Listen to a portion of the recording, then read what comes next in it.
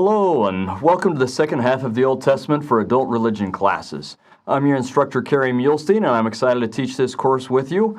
We're going to cover 1 Kings through Malachi in this course, and maybe I'll just tell you a little bit about myself. I'm from Utah.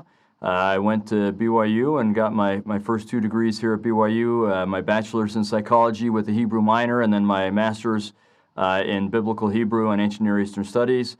Then I got a PhD at UCLA in Egyptology with a secondary emphasis in Hebrew language and literature. I love the Old Testament. I started teaching the Old Testament at BYU in 1994. I've taught it a long time. I've written lots of books about it and articles. I've lived in Jerusalem for about 2.5 years. I love everything about the Old Testament and how much we can draw closer to the Lord through it. I teach at BYU now. I've taught at other universities, including BYU Hawaii. But I'm so happy to be here teaching this with you. So we're going to have 10 lessons. We're going to pack a lot into those lessons. And so let's jump in with our first lesson.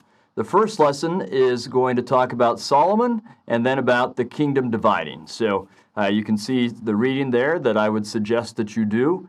Let's just do a little bit of background to make sure we remember where we're at. This is all from the first half of the Old Testament, and I'd love for you to take that course as well.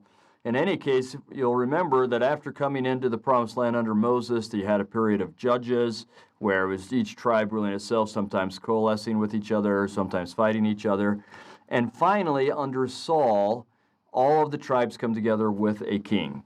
And then Saul is replaced by David, and David really consolidates power, conquers their enemies, and takes over other areas so that he's created a small empire where they're controlling Moab and Edom, and parts of Syria, and they've pushed the Philistines to little teeny corners there, and they've really created a small empire, and that's where our story takes up. David, of course, has, after having amazing things, also sinned in killing Uriah, and he repents after that, but has a lot of problems after that, but seems to have steadied the kingdom again, and things are going okay, and as we begin 1 Kings, David has gotten very old.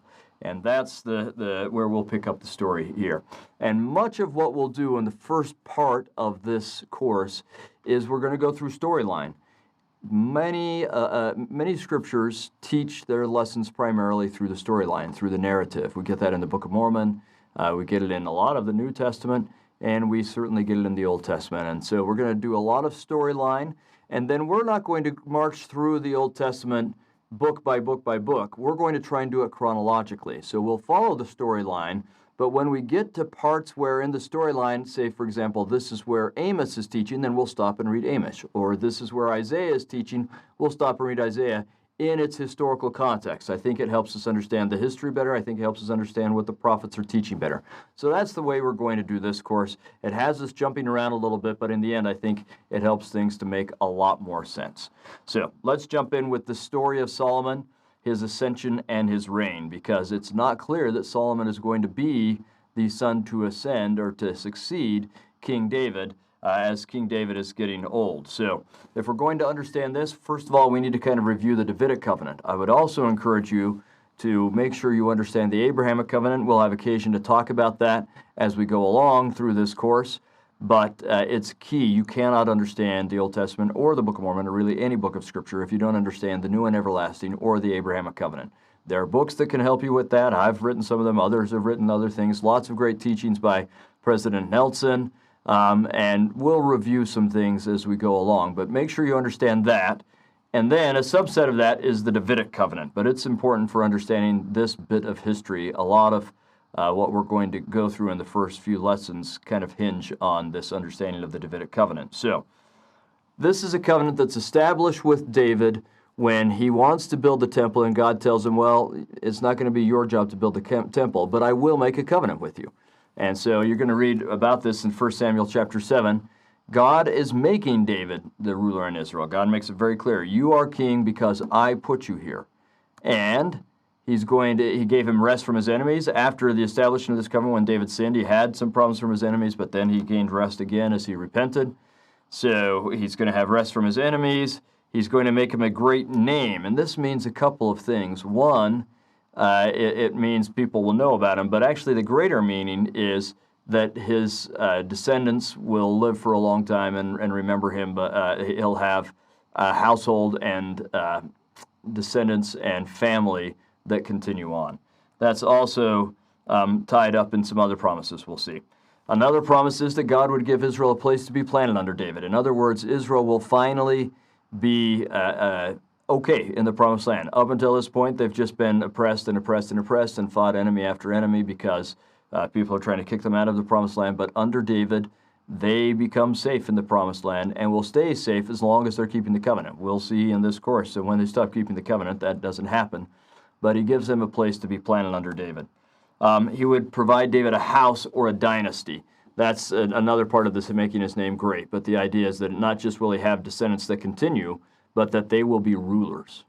That's an important part of this. And you'll see in other aspects of this. His seed would be kings as another part of that. And God would be with David's seed, and they would build a temple. So that's actually also in the Abrahamic covenant. You can see many of these things are echoes of what's in the Abrahamic covenant. And God would be like a father to David's seed, meaning he'll take care of them. And even when David's seed strayed from God, God would be merciful with them and bring them back to him. That's also true for all of the house of Israel. Again, this idea of chesed that we've talked about with the Abrahamic covenant, but it's especially true for David's seed. God is going to work with his seed and help them come back to him. So those are important elements of the Davidic covenant that we're going to see play out over the next several generations in Israel. Finally, this again is echoing what we talked about in, say, Numbers 6 and 7. David's seed would always have kings, and their throne would be established forever. Of course, Christ is the greatest fulfillment of that, and we are grateful for that. So, with that understanding, let's look at how it first starts to be fulfilled, besides the fact that David and Israel have some rest from their enemies and so on. The promise about David's seed being kings starts with Solomon. Remember that Saul's son, and none of his sons, succeeded him as king. This is going to be the first time in Israel that we will see a son successfully succeed his father as a king in Israel. And it doesn't start out smoothly. This is a little bit tricky. The problem seems to be somewhat that David, though we know that he's told by the Lord that his son through Bathsheba, now this is not the one that was born out of wedlock or conceived out of wedlock. That son died, but then when David marries Bathsheba, he's told that her child will become the king. It doesn't seem like he's made that completely public. Some people seem to know, but most people don't seem to know. And so there's some question as to who is going to become the next king, and that creates a little bit of a showdown that 1 Kings starts out with. So there's an interesting text right at the beginning of 1 Kings that lets us know what's going on with David that kind of sets up this showdown. So we'll read this together.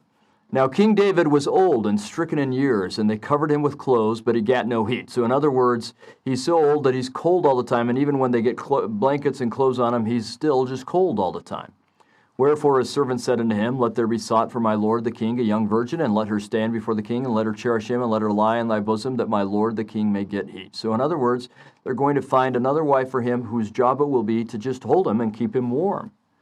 So they sought for a fair damsel throughout all the coasts of Israel, and found Abishag, a Shunammite, and brought her to the king. And the damsel was very fair and cherished the king. I love that fact. She cherished the king and ministered unto him, but the king knew her not. So this is not anything for having children or sexual union. This is to keep David warm. Now, before we get to verse 5, the point of this, of telling us all of these things, seems to be to let us know that David is diminishing. It's trying to paint the picture that the great King David, this warrior who not only killed Goliath, but lots of other people, led Israel in battle, and was just so vibrant physically and mentally and emotionally and spiritually, has now diminished to where he can't even keep himself warm. That's really the picture is trying to paint, that David is no longer really running the kingdom. He's lost that ability. He's become quite old and frail. And that's why you're going to get things like verse 5. Then Adonijah, the son of Haggith, so that's one of David's wives, exalted himself, saying, I will be king, and he prepared him chariots and horsemen and 50 men to run before him. So what's happening is that in lack of David saying who would be king after him, Adonijah's taken that upon himself. Now, with good reason, and we'll cover that in just a second, but he's just decided, I need to do something to make it so that everyone recognizes that I'll be the next king, and so he starts acting like a king. So let's look at the support of Adonijah, the reasons that it might work well for him to be a king, and that kind of set up the tension in this showdown that we're seeing in this great literature. And let's just be clear, there is fantastic drama in the lives that we read in the Old Testament, just like there are in our lives, and the literature, the way the story is told, is also fantastic to help us feel it and understand it. I mean, that's something I think is really important, that these people need to become real, and these situations need to become real. I'm passionate about that, about helping make the Scriptures real. So the Scriptures are real, and the people in them are real, and the more we see that, the more we will be able to identify with them and thus apply it to our lives. So let's look at what's going on with Adonijah and what sets up the tension between him and Solomon, and why this really is a tense showdown. It's not a slam dunk for either one of them. If it was for anyone, it was probably Adonijah, but it's not for either one of them. So first of all, let's just look at the succession order. If you're going to go with what typically happened in most kingdoms, that the oldest son or the oldest surviving son would become king. Well, let's look. David's oldest son was Amnon, but Amnon had been killed by Absalom. And then we had another son that was mentioned. We just learned about his birth, but we never hear about him again. And so presumably he seems to have died either as an infant or a child. Then you have Absalom, who had killed Amnon, and then Absalom was killed by Joab when Absalom rebelled against David, against David's wishes. And then the fourth son is Adonijah. He is the oldest surviving son, so it makes sense that he would be king. There's a lot just to that, all right? But that's not all. As we read in chapter 1, verse 5, he has horsemen running before him. He's just decided to start acting like a king. His father's not making appearances. He's too frail. No one's seeing him act like a king. So Adonijah will fill that void. He will start doing the things that kings do and having people before him when he goes somewhere to clear the way and make it nice for him. He'll sit in various places. He's going to hold a feast, the kind of feast that only a king holds. And he's going to invite the most important people, except for people that he thinks might be against him. And that kind of a thing. So he starts acting like a king so that when David dies, de facto, he can just slide into that position. He's already been acting that way. He also has on his side Joab. Joab has been David's general. He's also a relative, but he's been David's general. He's caused him a lot of problems, but also solved a lot of problems for him. He has been David's general throughout David's career. And so that's an important thing. The military leader of Israel, who by now is very old himself, but still the military leader of Israel, is on the side of Adonijah. Also Abiathar, the high priest. So we have this line of high priests, and he seems to be the senior of those high priests. He's also not always been as completely 100% behind David as we would have wished, but he has been fairly staunch. So he's the high priest. So you have the military leader and the religious leader all supporting the oldest son. That's a lot of sway. There's good reason to think that Adonijah might become king. But let's look at the support of Solomon. He has the support of his mother, of course, and I would guess that Haggith, the mother of Adonijah, also supported him. But Bathsheba seems to have a particular sway over David, so that's important.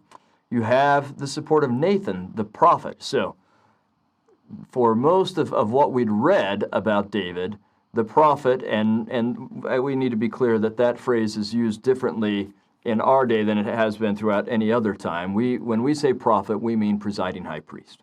We mean the person who presides over all of the church. But the word typically means someone who's inspired by God to say something on God's behalf. And you'll have multiple prophets at a time. They don't seem to have the kind of hierarchy that we're used to during the Old Testament, or if they do, we can't recognize it in the scriptural text. But Samuel was pretty close to what we think of as prophet. He was the judge before he made Saul the king.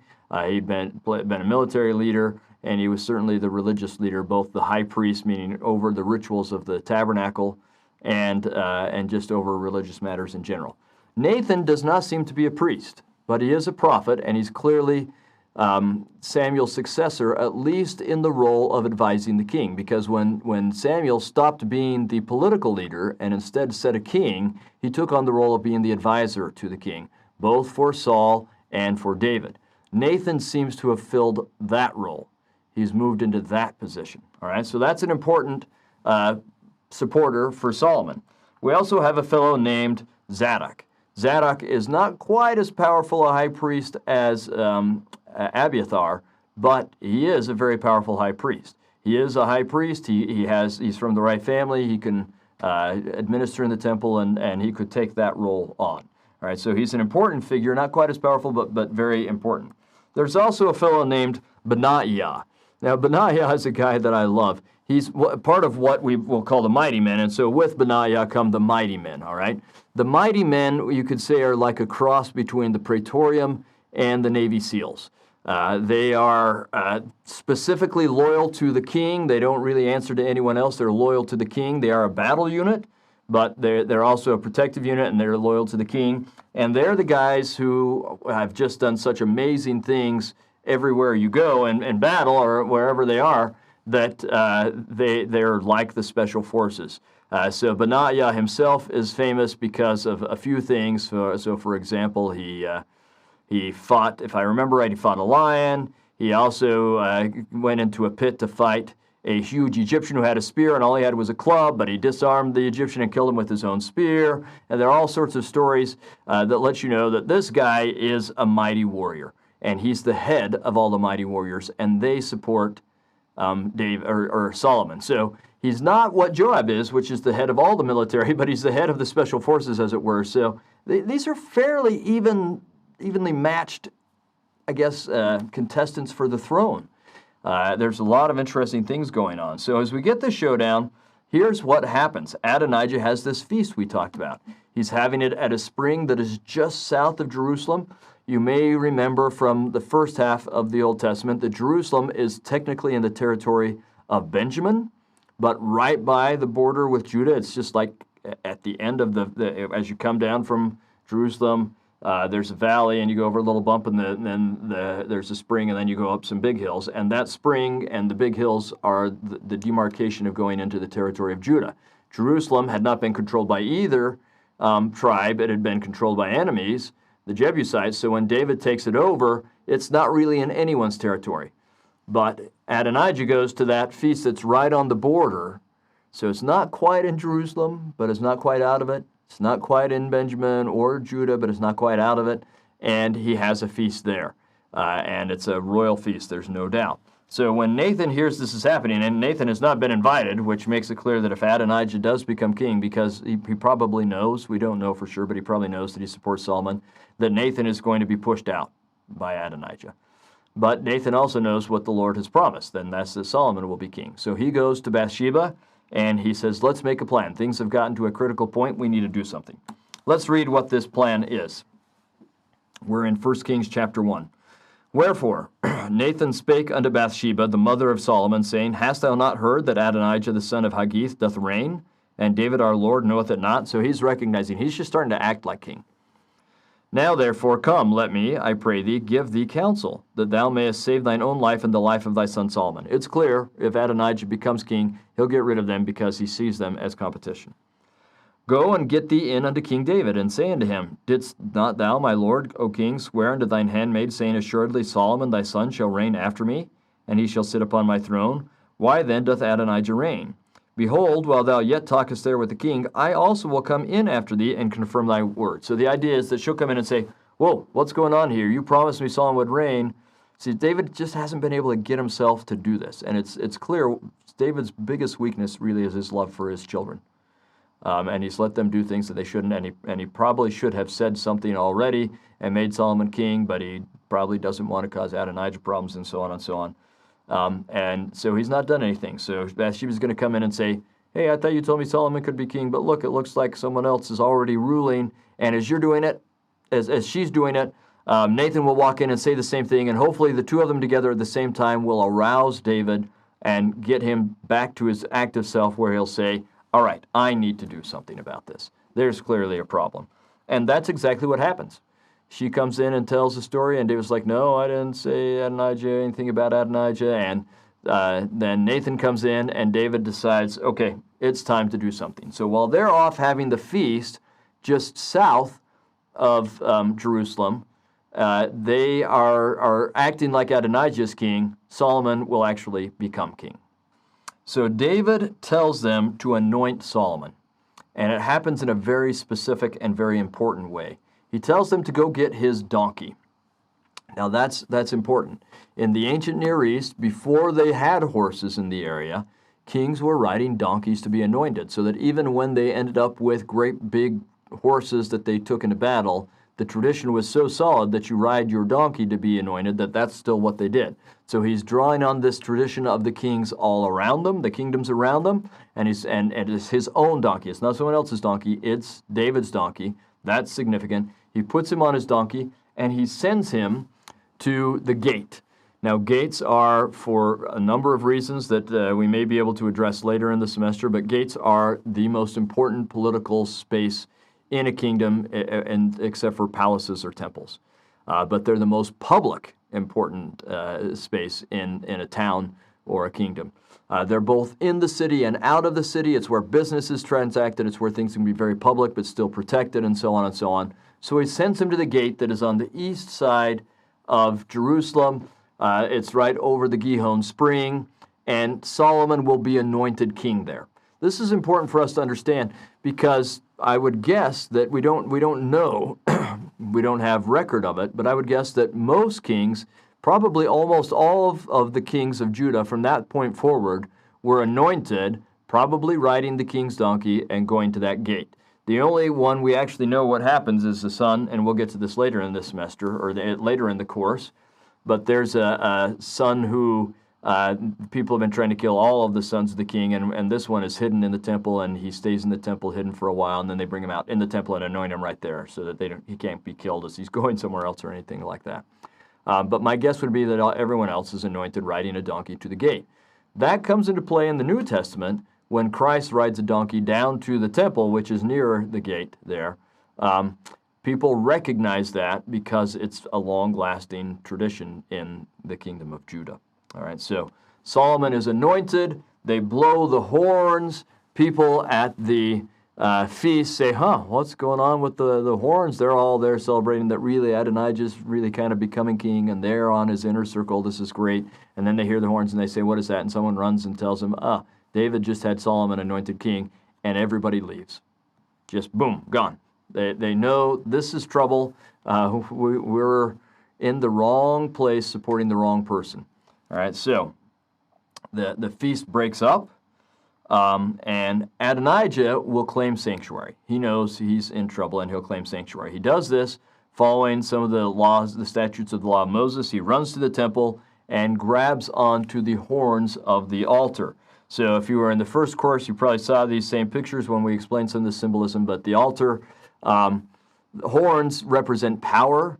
And, of course, horns on an altar means that the power that's present in what is symbolically happening on the altar. And, of course, most of those symbols, or in a way all of those symbols, they may symbolize a number of things, but one of the things they all symbolize is the saving or redeeming power of Christ's atoning sacrifice. So the horns of the altar become a symbol of being able to be saved or claim sanctuary. So this is a replica of an altar where they found the horn in parts of the altar in a town in southern Judah called Beersheba, and the real parts of it are in the museum, but they've reconstructed this so that you could see what it was like, and it just gives us a good idea. In fact, here's a picture of my wife just after we first met.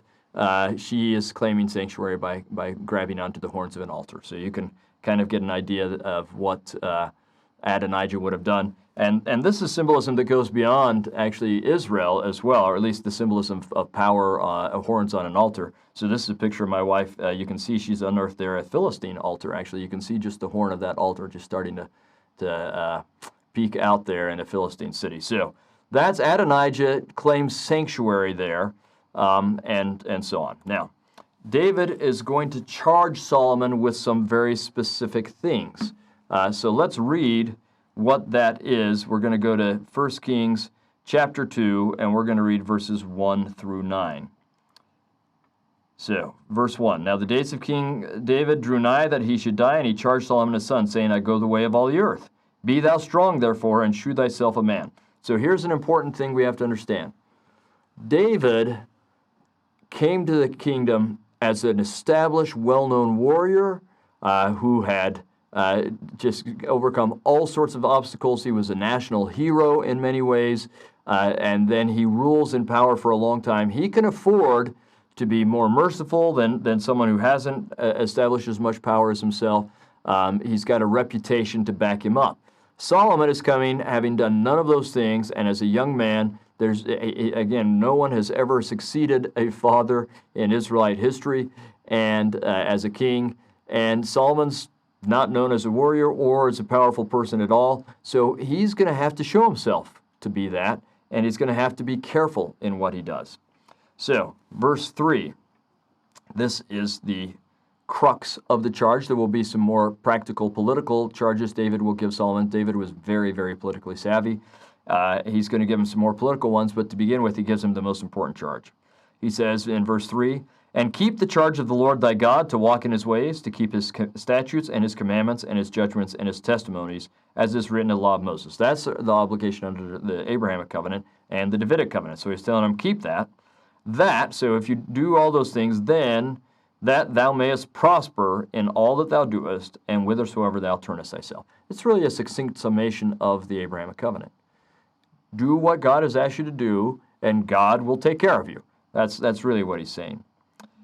Verse 4, "That the Lord may continue his word which he spake concerning me, saying, If thy children take heed to their ways," so this is that Davidic covenant, "to walk before me in truth with all their heart and with all their soul, there shall not fail thee," said he, "a man on the throne of Israel." So, basically, he's telling him, be obedient, and you'll be blessed, and God will take care of you, and all the promises of the Davidic covenant will follow. There's some more practical advice coming right now. "Moreover, thou knowest also what Joab the son of Zeruiah did to me, and what he did to the two captains of the host of Israel, and to Abner," so that's someone that he murdered, "the son of Ner, and to Amasa the son of Jether, whom he slew, and shed the blood of war in peace, and put the blood of war upon his girdle that was about his loins, and in his shoes that were on his feet." He's also killed Absalom and done some other things. He's been insubordinate. Now, David could control him because David was David.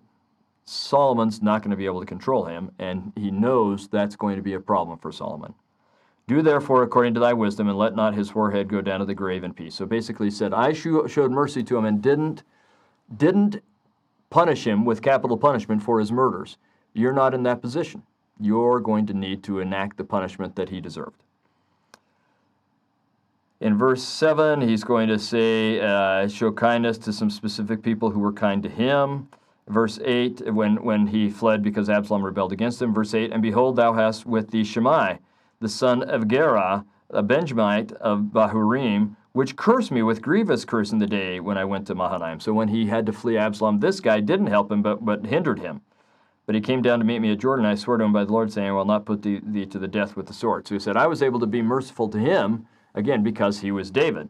But that's not going to work well for Solomon. Solomon's going to have to show that he is in charge here. "So now therefore hold him not guiltless, for thou art a wise man, and knowest what thou oughtest to do unto him. But his forehead bring thou down to the grave with blood." So David slept with his fathers and was buried in the city of David. So Solomon he's given Solomon these charges. Solomon will enact all that David asked him to do. He promises Adonijah that he will be safe as long as he doesn't show signs of uprising again, that he'll grant him sanctuary, but if he does show signs of uprising, that sanctuary will be vacated. So here is a little bit of the fallout, and I want to show you this both because it's interesting for the story, but also because there's some long-term effects from at least some of this. Benaiah he replaces Joab. He becomes the head of all of the military under Solomon. He's rewarded for his loyalty to Solomon. Zadok becomes the presiding high priest, as it were. He replaces he replaces Abiathar, and is the person who presides at the tabernacle and over all of the other high priests. And that will become very important. From then on, the only people who can be that kind of high priest, the high priests who administer and run things, are what we call Zadokite high priests, or from the Zadokite line. It's something you'll find throughout the rest of the Old Testament and even into the New Testament. Being a Zadokite priest is important. So let me show you how you see this in the New Testament, though you may not recognize this. So Zadok, or the Zadokite priest, when you take that Hebrew name and you transfer it into Greek, the Z becomes an S, the A stays an A, the D becomes a double D, the O becomes a U, and the K becomes a ch sound, and E is added on to the end as a Greek ending. So the Sadducees, literally, that's a way of saying the Zadokites. Right? The Sadducees are the priests running the temples. That's because they're Zadokite priests. They're descendants of Zadok. It's that long that Zadokite line it holds that high priestly position, with a couple of interruptions from the Maccabees. So it's important to understand the history behind all this. And then, of course, Solomon becomes the king, and he becomes a great king. And we should ask ourselves, what are some lessons we can learn from Solomon thereafter? Again, the lessons are carried in the storyline. So I would encourage you to pause for a moment and look and say, what can I learn from Solomon? Read through some of the other chapters about Solomon. We'll get to the temple in a minute, but about Solomon, his life and his actions, and ask yourself, what can I learn from this?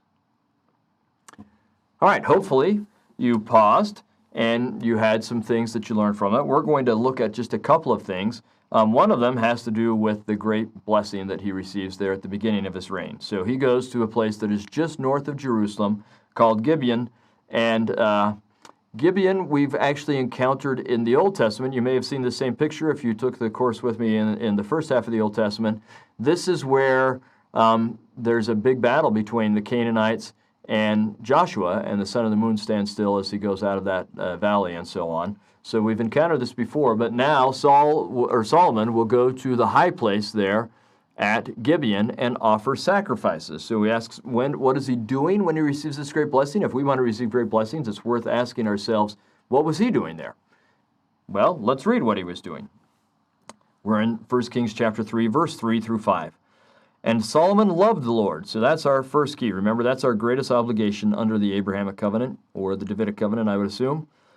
So he loved the Lord, walking in the statutes of David his father. So he loves God, and he keeps the commandments, right? Those are the things we have to do. Only he sacrificed and burnt incense in high places. So we're going to need to take a pause here. Probably Joshua, the book of Joshua, and 1st and 2nd Samuel and 1st and 2nd Kings, they seem to be written towards the end of Hezekiah's reign, or in some of it maybe in Josiah's reign, but towards the end of the reigns of the kings. And by that point, they've decided that they are going to get rid of all the different places where people are worshiping because it keeps turning to idolatry, and try and consolidate it all in Jerusalem. And so these writers kind of retroject that to earlier places, and they don't understand. Why would Solomon, or why would David, or why would Samuel, or some other prophets, why do they keep doing things in high places? You're not supposed to do that. Well, in their day, it was okay. It's just not okay in the day of the writers who are writing this, so they've retrojected that thing. It's kind of like us saying, what, Christ couldn't have drunk wine because in the word of wisdom it says not to drink wine. Well, they didn't have the word of wisdom, they had the law of Moses, right? And we can't retroject that law onto them. So we're going to see that happen in the Old Testament a lot, where they say, he was great except for he didn't get rid of the high places. Well, it wasn't time to get rid of the high places. Verse 4, and the king went to Gibeon, where there's a high place, to sacrifice there, for that was the great high place. 1,000 burnt offerings did Solomon offer upon that altar. Now, I don't know if it's really 1,000. In fact, we could almost say it this way. I've said to my students 1,000 times that I think that sometimes they exaggerate in the Old Testament, right? It's not really exaggeration. It's a phrase of speech. It's what we call hyperbole. We do it all the time. If you think of it, you have probably used a phrase that is an exaggeration sometime in the last week. It's something we do all the time. They did it as well. So I don't know that it's 1,000, but he offered a lot of burnt offerings, all right? And then the next thing, in Gibeon, so while Solomon is there after having sacrificed, in Gibeon the Lord appeared to Solomon in a dream by night, and God said, ask what I shall give thee. So this is Solomon's opportunity. He can ask anything. You see what the Lord is doing. Ask anything and I'll give it to you. What should I give you? Presumably because he's loved the Lord and he's making those sacrifices because he loves the Lord. So now we need to ask ourselves, we know what he's blessed with is wisdom, or an understanding heart is the phrase that he uses. Why is he blessed with that? Well, I think it's pretty clear in the text. So we continue with verse 6. And Solomon said, Thou hast shewed unto thy servant David my father great mercy, according as he walked before thee in truth, and in righteousness, and in uprightness of heart with thee. And thou hast kept for him this great kindness, that thou hast given him a son to sit on his throne, as it is this day. So he starts out by saying, My father was amazing, and you have done so much for him, and you've shown me kindness in showing kindness to David, that I'm still on the throne. Verse 7, And now, O Lord my God, thou hast made thy servant king. So that's an ancient way of referring to yourself. I am your servant. And then you just keep calling yourself your servant, your servant. That's very common. Thou hast made thy servant king, so thou hast made me, Solomon, king, instead of David my father. And I am but a little child. I know not how to go out or come in. So he's saying, look, I'm young in experience. I don't know what I'm doing. I'm in the most important position in Israel, which means I'm in the most important position in the world, and I don't know what I'm doing. Verse 8, And thy servant is in the midst of thy people, which thou hast chosen, a great people that cannot be numbered nor counted for multitude. Do you see what he's saying? I understand the gravity of what you've asked me to do. Now, we should learn from this. We're all going to be put in positions like this, maybe not quite to this scale, but similar all throughout our lives. To some degree, being a parent. You've given me charge of these children who are your children, and I don't know how to take care of them the right way. Or any calling. You've made me the Sunbeam teacher. You've made me the Relief Society president. You've made me the advisor for the younger young women class. You've made me the bishop. Whatever it is, you will understand the gravity of what God has asked you to do, and we have to recognize I'm not up. None of us are, by the way.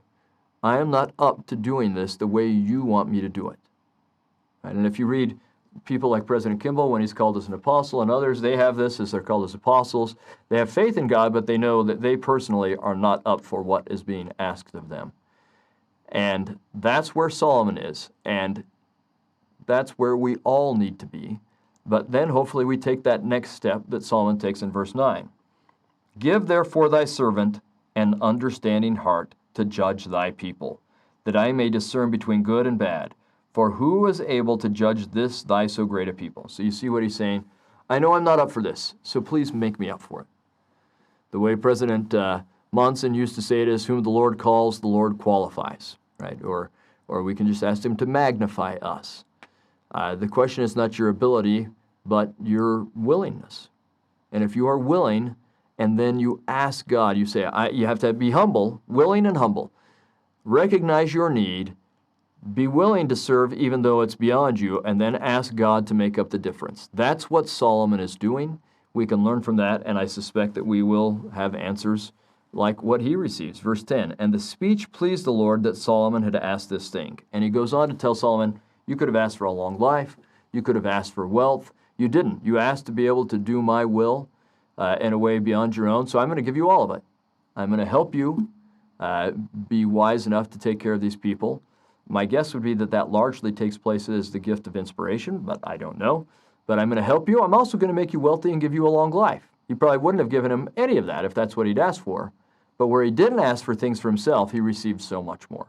That's a tremendous principle for all of us to learn. Forget about yourself. Try and serve God and his children. Everything else will be added to you, right? Seek the kingdom of God first, and everything else will be added to you. And that's what happens for Solomon. So I would encourage you to look at some of the other chapters. So again, pause and look at some of the other chapters that I've asked you to read. You can not worry about, say, chapters 6 through 8, but some of the other chapters, those are about the temple. And look at the evidence we have for Solomon's wisdom and ask, why is that important? Why is it so important that Solomon is blessed with such wisdom? So we'll pause for a minute while you do that.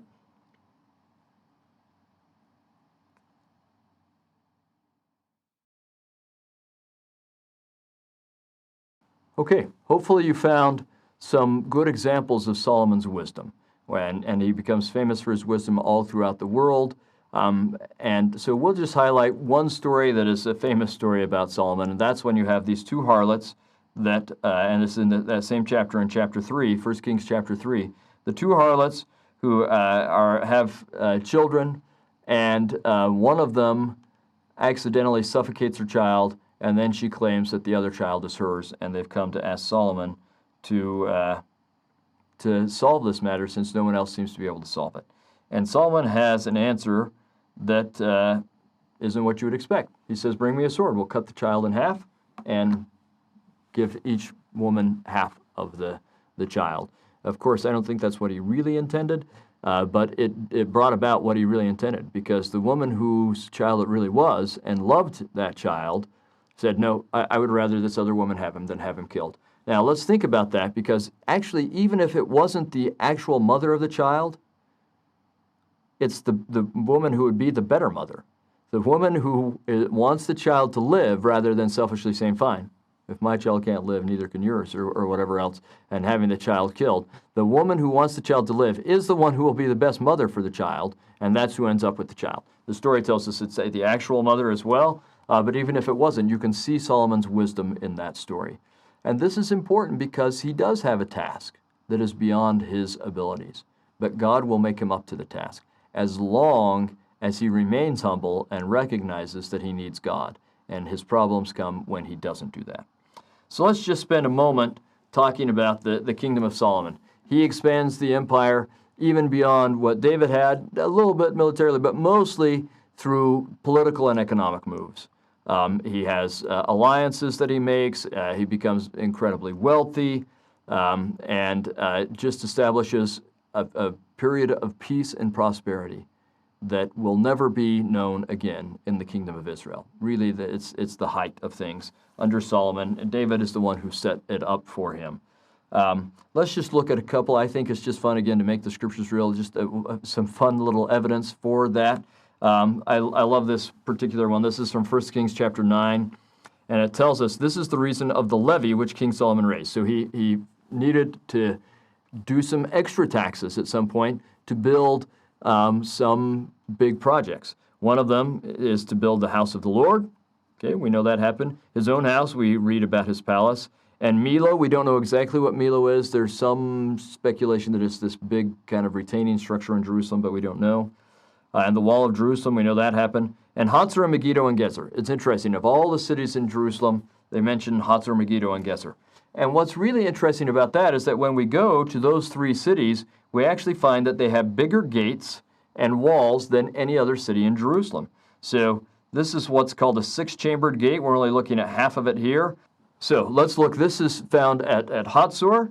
It's a huge gate, and we're only looking at the left half of it here, left if you're going out of the city. At the front, there was a big tower, and then it had a chamber where they could store things, or if someone's invading, you have men that can run out, and then a wall and another chamber, and then a wall and another chamber here, and then there's the walkway in between, and there were similar things on the other side. You can get an idea of it if we go to look at the same kind of gate is built at Gezer.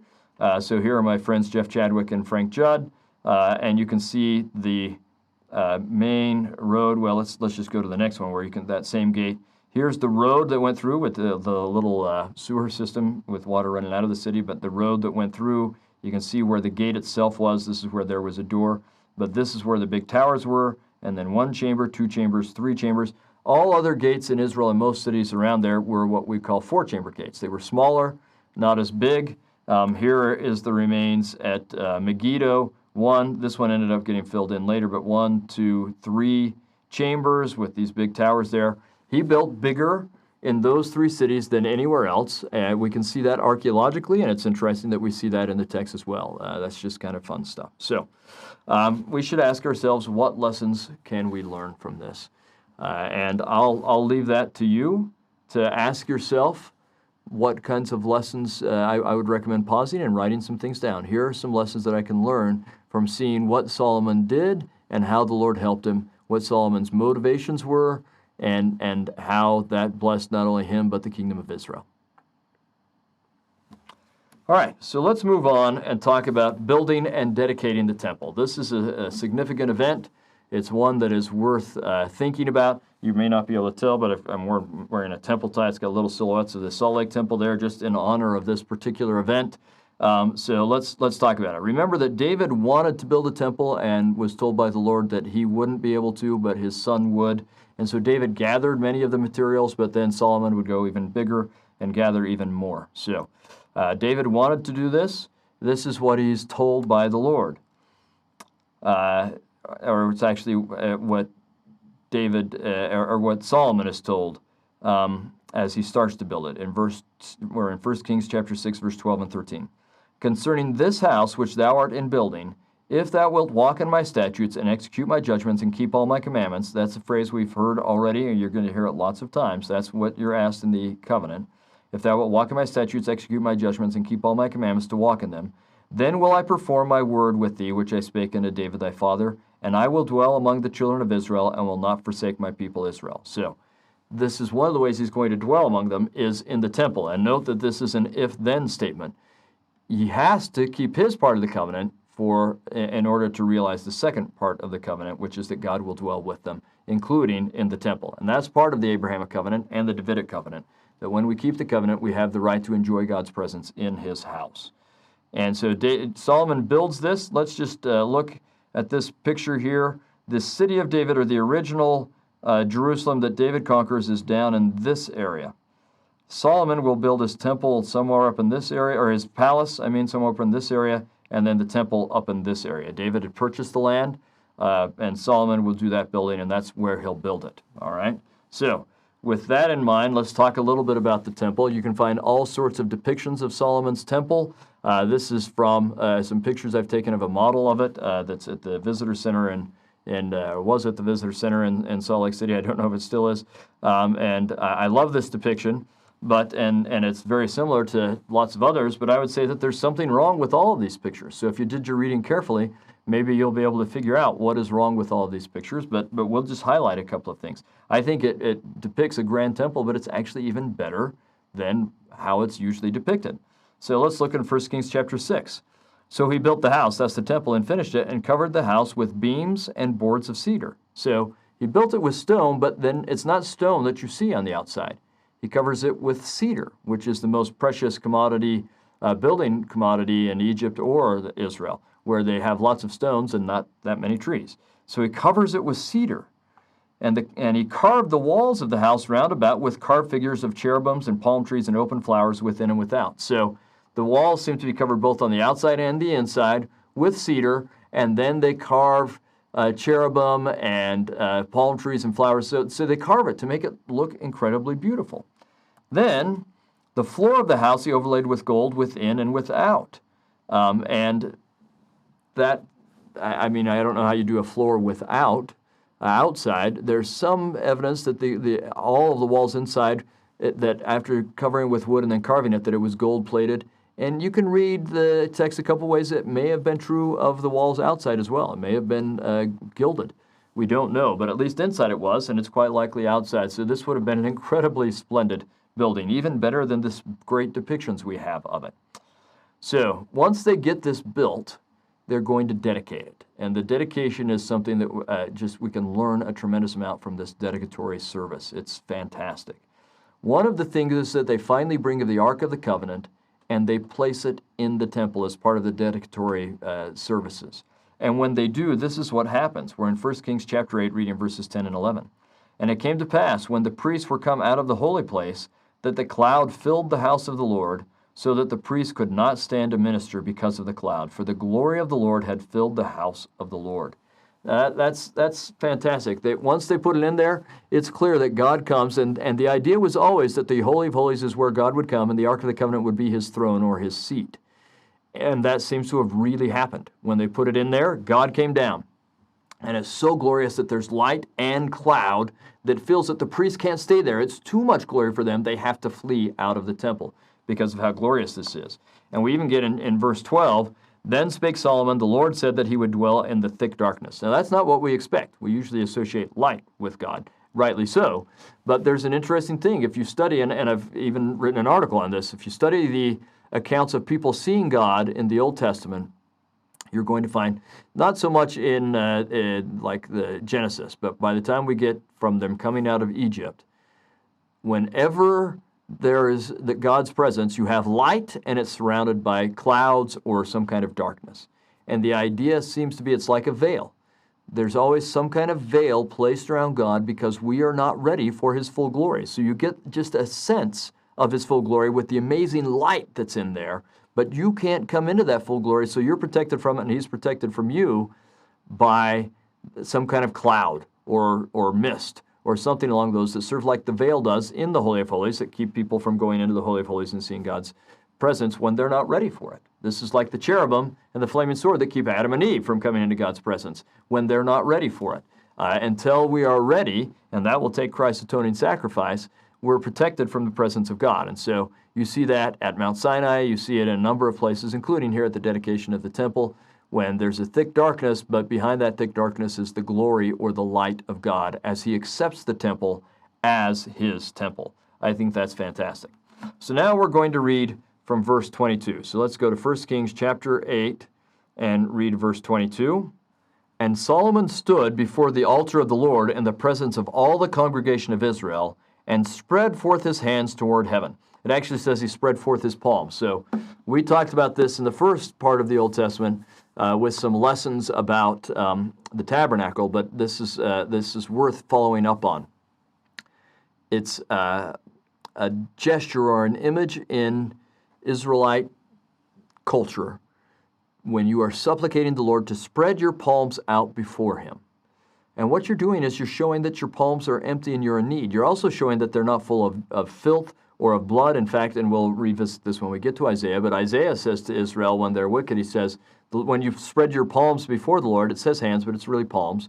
The King James Version says hands, but the word is kaf, palms. When you spread forth your palms before God, he will not answer your prayers because your palms are full of blood. Right? So he spreads his palms out in some kind of ritual gesture of supplication as he is pleading with the Lord. We're going to now move to verse 38, and we're going to come back and revisit some of these verses a little bit more later.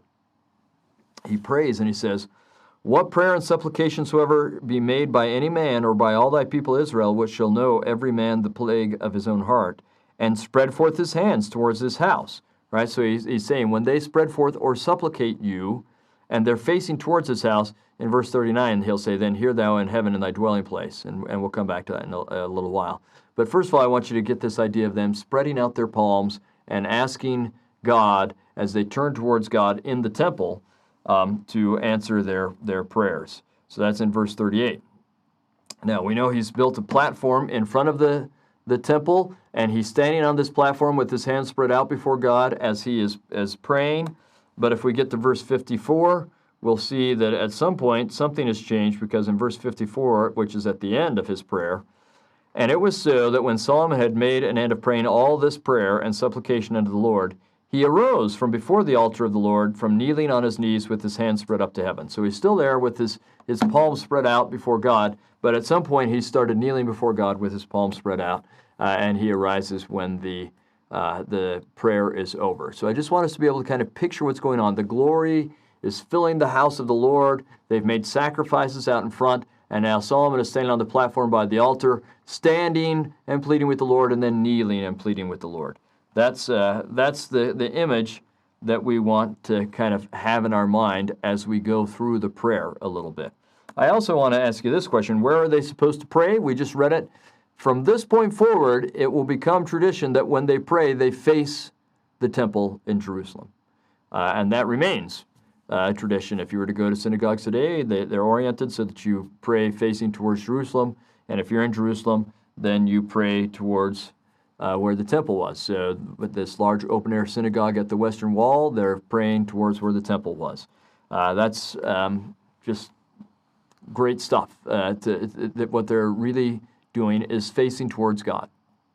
And that's something, whether you need that kind of symbolism or not, that's powerful. And symbolism is powerful. This is one of the things that we have to get used to, and we'll talk about it more as we go throughout this course.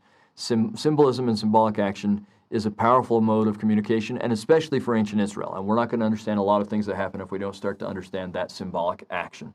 So we're seeing it a little bit now. Let's do just a little bit more. We're still in 1 Kings chapter 8 as we go through this prayer, and we note Solomon's humility in dedicating this house. He's made it as glorious as possible, one of the most glorious buildings in the world at the time. I mean, there are some fantastic things in Egypt and elsewhere, but he has made this a beautiful building. But he says in verse 27, "But will God indeed dwell on the earth? Behold, the heaven and heaven of heavens cannot contain thee.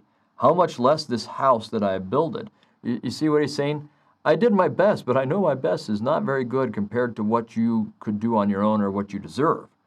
Verse 28, "Yet have thou respect unto the prayer of thy servant, and to his supplication, O Lord my God, to hearken unto the cry and to the prayer which thy servant prayeth before thee today, that thine eyes may be opened toward this house night and day, even toward the place of which thou hast said, My name shall be there, that thou mayest hearken unto the prayer which thy servant shall make toward this place." So he's asking God to accept this house as his own, even though it's not worthy of God. And that's really all we ever do. And I hope that that's true of our own homes as well and of ourselves. We know we're not much, but we're all we have to give to God. So now I'd like you to take a moment, again, pause this and read or skim through verses 30 through 53 of chapter 8. So we're in chapter 8. This is the dedicatory prayer.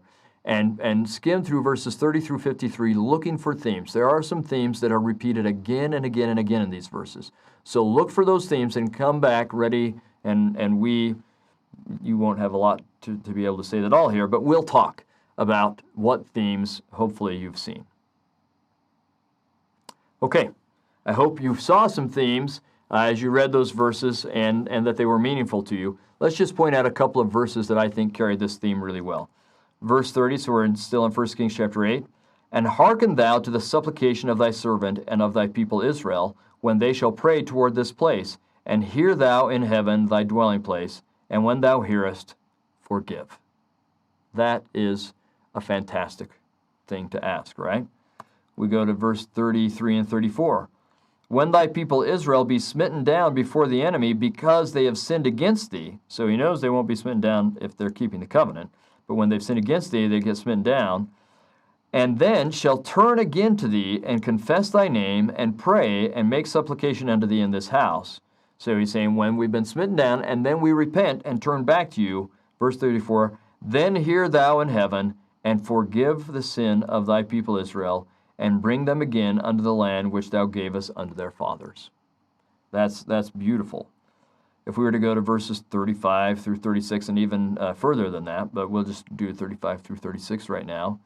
"When heaven is shut up and there is no rain, because they have sinned against thee," again, that's part of the Abrahamic covenant, they'll get rain in its time if they're obedient, "because they have sinned against thee, if they pray toward this place, and confess thy name, and turn from their sin when thou afflictest them, then hear thou in heaven, and forgive the sin of thy servants and of thy people Israel, that thou teach them the good way wherein they should walk, and give rain upon thy land, which thou hast given to thy people for an inheritance." Or if we go to verse 39, "Then hear thou in heaven thy dwelling place, and forgive and do." Or verse 45, "Then hear thou in heaven their prayer and their supplication, and maintain their cause." Or if we go to verses 46 through 50, "If they sin against thee, for there is no man that sinneth not, and thou be angry with them, and deliver them to the enemy, so that they carry them away captives into the land of the enemy. Yet if they shall bethink themselves in the land whither they were carried captives, and repent, and make supplication unto thee in the land of them that carry them captive, saying, We have sinned, and have done perversely, we have committed wickedness, and so return unto thee with all their heart, and with all their soul, in the land of their enemies, which led them away captive, and pray unto thee." And so we're going to skip down to verse 49. "Then hear thou their prayer and their supplication in heaven, thy dwelling place, and maintain their cause, and forgive thy people that have sinned against thee, and all their transgressions wherein they have transgressed against thee, and give them compassion before them who carried them captive, that they may," and then he's going to go on to say, "come back and have all sorts of good things." But hopefully you've identified a theme here. I would say in the end that this prayer is all about covenant, forgiveness, and atonement. So that really in the end it points to Christ, who fulfills the covenant and whose atoning sacrifice makes it possible for forgiveness to happen. That is the theme of this dedicatory prayer. It's in there again and again and again, and I hope that we can appreciate that because it's really what temples are about. All temples are about that, about covenant, forgiveness, and atonement, and pointing us towards Christ, who fulfills covenant and through his atoning sacrifice makes forgiveness possible. That's potent, and I hope that we can take that to our temple worship today. It's also worth thinking about the fact that many of the Psalms have to do with the temple. We're not going to go into it in detail here, but people sang as they went to the temple, and there were Levite choirs that sang as they came into the temple. So we have psalms that are called ascension psalms. These are songs you sing as you come up to the temple, which is up at the top of a hill. Many think that Psalm 30 is a dedication psalm. There are a lot of others. We're going to touch on probably just Psalm 24, although I'd encourage you to read Psalm 26 as well. But we're going to touch on just one thing in Psalms 24, because I think it has to do with some of the things that we've just been talking about. So if we were to go to Psalm 24, and these are famous verses, but hopefully we cast even a little bit more light on it, we're going to go to verse 3. Who shall ascend into the hill of the Lord, or who shall stand in his holy place? So this is the question. It's basically who's worthy to come and be part of the temple and the rituals of the temple. Verse 4. He that hath clean palms, it says in the King James Version clean hands, but it is clean palms, and a pure heart, who hath not lifted up his soul unto vanity, nor sworn deceitfully. So the people who can go to the temple and participate are those who have clean hands, clean palms. Again, that's why their supplication to be able to come and participate will be fulfilled, and a pure heart, and they're not lifted up to things that don't matter. We're going to talk about vanity in the next lesson, and they're honest. Right? This is kind of their temple recommend interview, as it were. And I hope it ties some things together. Now, the dedication of the temple is amazing, and Solomon has an amazing life and career, but towards the end of his life, he has some problems. And those problems come from his political marriages. They were probably smart politically, but the problem is that he has now married a number of women who are not Israelites, as he's tried to make alliances with kingdoms around him, and these women worship other gods. And Solomon finds himself feeling that he needs to appease them. And so he builds places for them to worship other gods. Now, it's not quite as simple as you might think. The place where he builds these places for them to worship are over where there are cemeteries, and Israelite thought that's an unclean thing. So in a way, he's kind of making fun of these other gods and of the worship of these other gods. But nonetheless, he has started to support idolatry.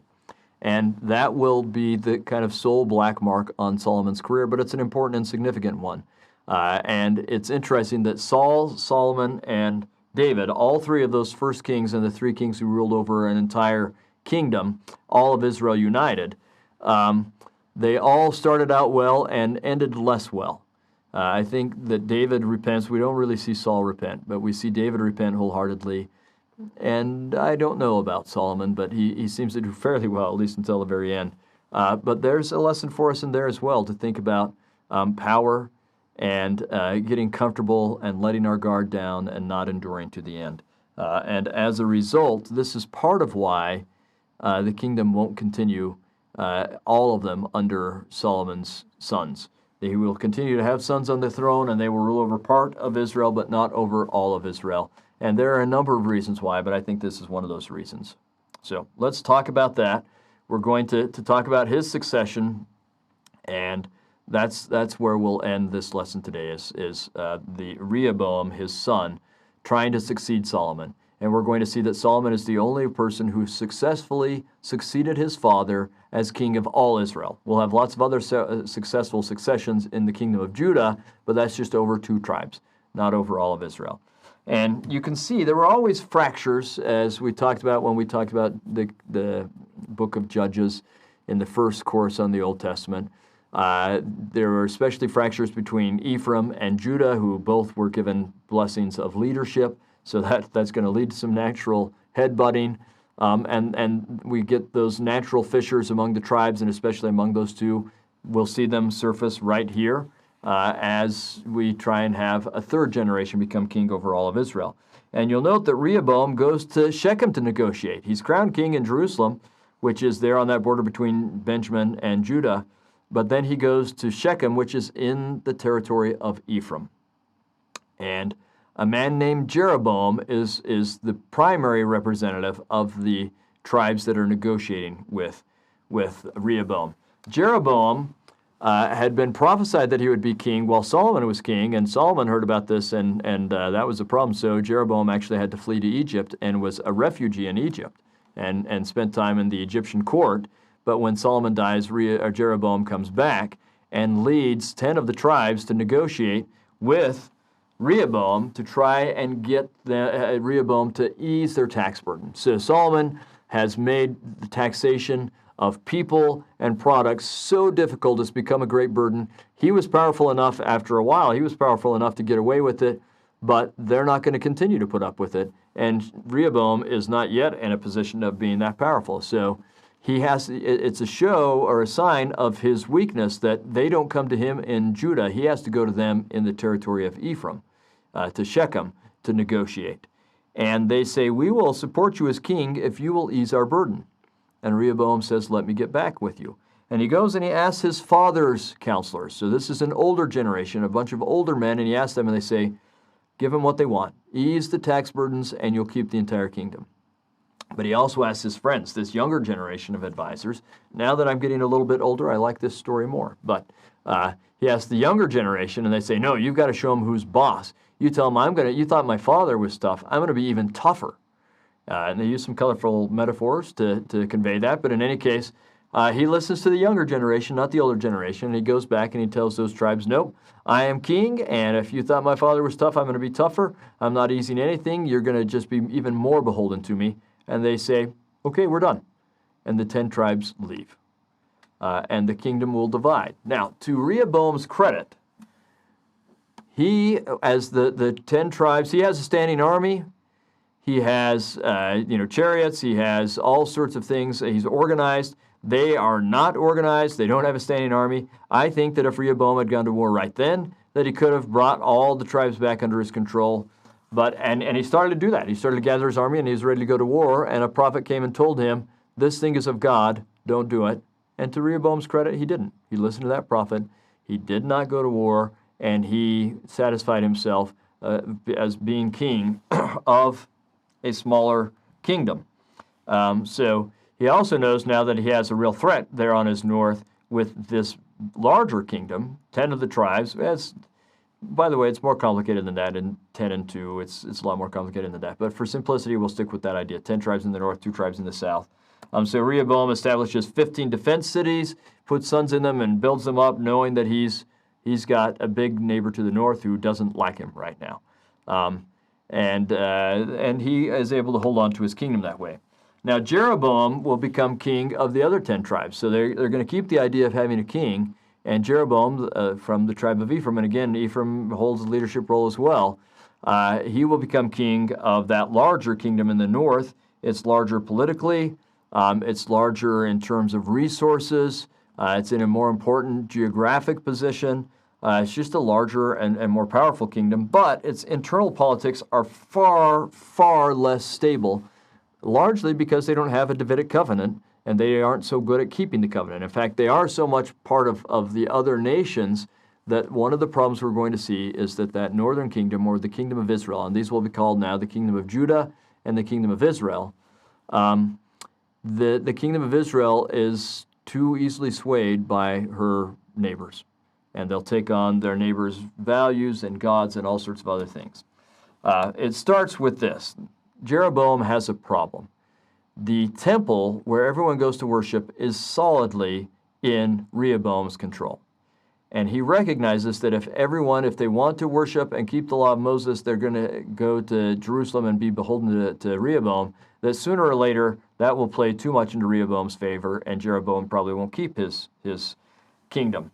So he decides to build his own places of worship. I don't know if that's necessarily bad or not. Like I said, there were high places around where they could do things with Jehovah, but he does it in a way that doesn't work out exactly right. He builds a place of worship on the very northern edge of his kingdom in the territory of Dan, at a place called Tel Dan today, and he builds one at the very southern edge at Bethel. That's a really important place. That's where Jacob had his vision angels ascending and descending from God, and he names it Bethel, or house of God. So he builds the worship in those two places. There's been a lot of excavation up at Tel Dan so that we can see these things. There is here a replica of an altar. They found the remains of an altar that was very large, and so they've built this so you can kind of see when they reconstruct the size, what it would have been like. That is very large. And then there's this high place. You can see you would go up, and on top of there he built a large golden calf. Here's another view of that where you can see the altar and the golden calf. Here you can see people coming up on that high place. Some of the stones down here are original from that time period, and others are from later time periods. But this is where he does this. All right, so now, this again, real touchstones with history where you can see where he builds this golden calf and the altar. So now what I'd like you to do is to read 1 Kings chapter 12, verses 28 through 33, and think about or even make a list of the things that Jeroboam does wrong.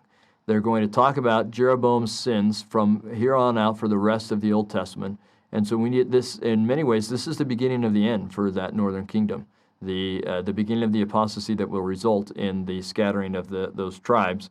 And so let's take a second to understand what it is. So take a second to read 1 Kings chapter 12, 28 through 33, and then let's talk about it. All right. Let's start with verse 28, and then we'll just kind of quickly make a list. But it's really important what happens in verse 28. After, in the verses just before that, he said it's a problem if they keep going up to Rehoboam. Verse 28, whereupon the king took counsel and made 2 calves of gold, and said unto them, meaning Israel, it is too much for you to go up to Jerusalem. Behold thy gods, O Israel, which brought thee up out of the land of Egypt. He's actually saying exactly what Aaron said when Aaron made the golden calf. And if you took the first half with me, that first half of the Old Testament course, you'll remember the discussion we had there, that when he says, behold thy gods, the word is Elohim, which technically is a plural, but we call it an honorific plural, like the royal we. It's not that, like the simple plural is Elim, and we get that in the Old Testament as well. That's how you say gods. This is an honorific way of saying God. It's like God so majestic that we say it in a plural way. But it almost always, there are only a couple of exceptions, and one of them is here and one of them is with Aaron. 99.9% of the time, it takes a singular verb, a verb for not a plural, but a singular person.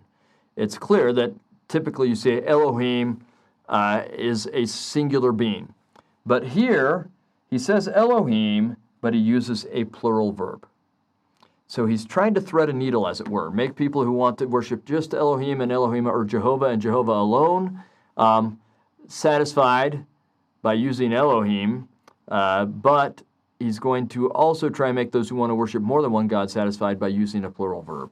That's the beginning of his problems. He's trying to not do things in the way Jehovah would have him do it. He's trying to do things in the way that will consolidate the most power for him and have the most people happy with him. That's the core of the problem. He's not worried about Jehovah, he's worried about the people, which if you remember from the first half, that became Saul's problem as well. So you can see in this little chart, this may be similar to the list that you made, Jeroboam creates that shrine in the northern kingdom at Dan and in Bethel, and then he made 2 golden calves. I don't know why there's a strange letter B in there, but anyway, 2 golden calves for each shrine for Israel to worship, and he told Israel not to go to the temple to worship, and he told Israel that the calves had brought them out of Egypt. And then he got rid of the Levites, and he had other people who weren't Levites start to do what only Levites were supposed to do. And he changed the festival calendar that was given in the law of Moses, and he changed it, I don't know why, but to his own calendar.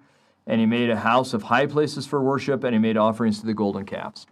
Now, you're going to find that, as I said, these golden calves and the false Levites become a huge problem, and typically it's the calves that we think of. The southern riders, let's be clear, we're getting the record of the southern kingdom. We don't have the northern kingdom's record. We have the record of the southern kingdom, or those who were loyal to David and Solomon and Rehoboam.